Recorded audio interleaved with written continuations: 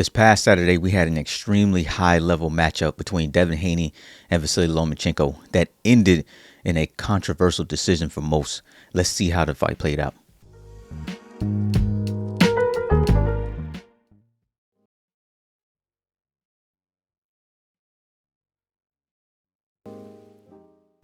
Off of good timing, Devin applies a very intuitive jab slip counter. Primarily, he will attack with his lead hand to either the body or the head. In the pre-fight analysis of Devin Haney, it was a common theme to see him slip the jab and then attack the body. It was not much different here with Vasyl Lomachenko. In this case, he did evolve it just slightly. He would take the lead hand and create defensive traffic and kind of jam the lane in order to not only block the jab from Lomachenko, but to also stop his advancement from getting in close, giving him enough range in order to land the uppercut to the body.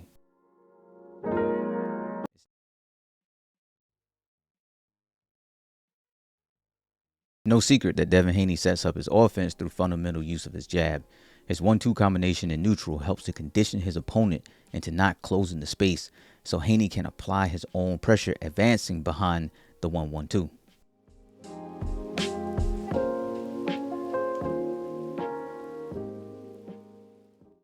Just as stated in the pre-fight analysis, what we saw was Devin Haney establish his jab early and then started advancing behind his 1-2 and his 1-1-2 combination.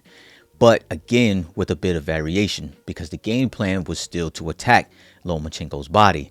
Instead of throwing the 2 high, he would throw it low. He would either throw a low 2, a hook, or an uppercut, maintaining the overall plan to attack Loma down low.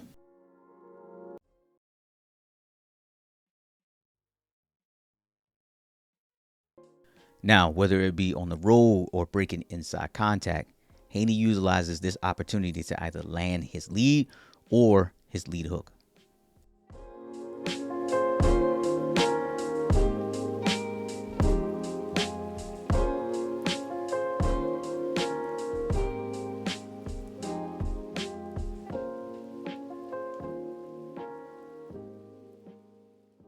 Now with Loma, we saw Devin Haney apply a similar tactic.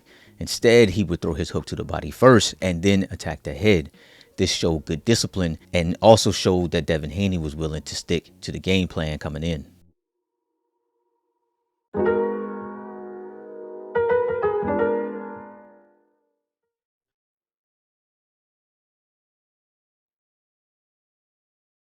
Loma likes to close the distance utilizing a variation of cross to jab combinations.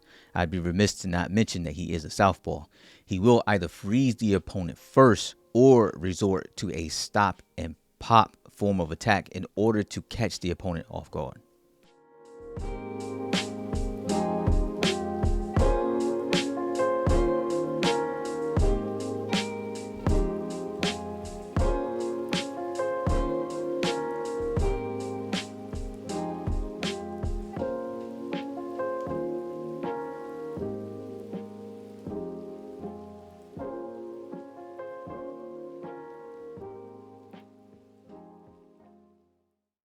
The thing about Loma is that he doesn't have to be a different guy fight to fight. He's the same guy, typically with the same strategy every time you see him in the ring. What makes Loma unique is his ability to adjust his strategy on the fly. With his great understanding of the open stance matchup and a great understanding of winning the front foot battle by taking the outside foot position, Loma will line up his backhand or his cross quite often, and he will land it in a healthy amount.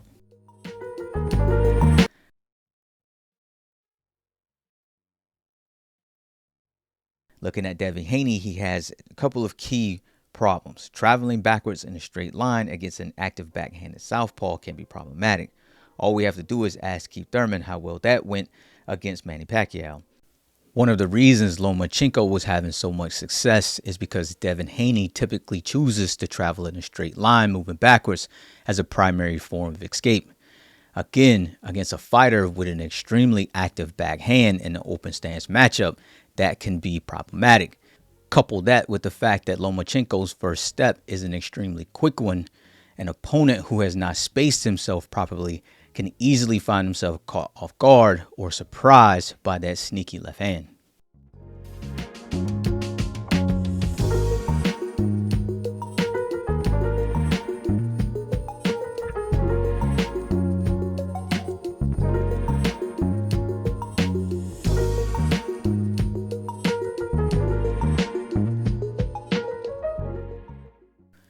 Now, I believe that this fight was extremely difficult to score for anybody who was watching.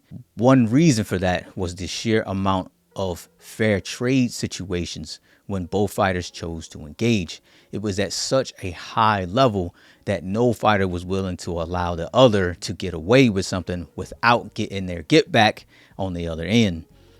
At the end of the day, I believe what got Devin Haney the win was not only his commitment to punching to the body, but his ability to counterpunch effectively. But I think on the other end, if you look at the healthy amount of left hands that Loma was able to land on Haney and the sheer impact and damage that it seemed that it was doing, not to mention the amount of volume that Loma was putting out, then the perception could also be that Lomachenko was actually controlling the pacing of the fight itself. Punch stats seem to prove this, but it's also negligible at best, being that Loma only outlanded Haney by a total of 14 punches in the entire fight, and he only outlanded him in power punches by 5. So that ends my overall film study, pre-film and post-film, of Devin Haney versus Lomachenko. This is the time where I also ask you all, who do you feel won the fight? Looking at boxing Twitter, it seems as though the majority of people feel as though Loma won. By the poll that I did yesterday, that also looks to be that most people believe that Loma won. But who do you all feel? I know the world seems to be a little bit split right now on who they had winning, but leave your answers down in the comment section below. Thank you for watching.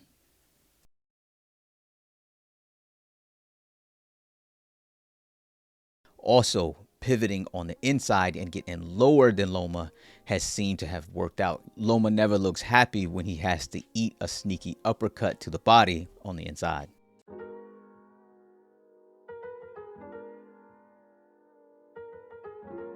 Yeah, the body work is what won me to fight tonight. I knew that I had to invest in that body. We watch a lot of tape on Loma. We knew that he wasn't the biggest fan of body shots.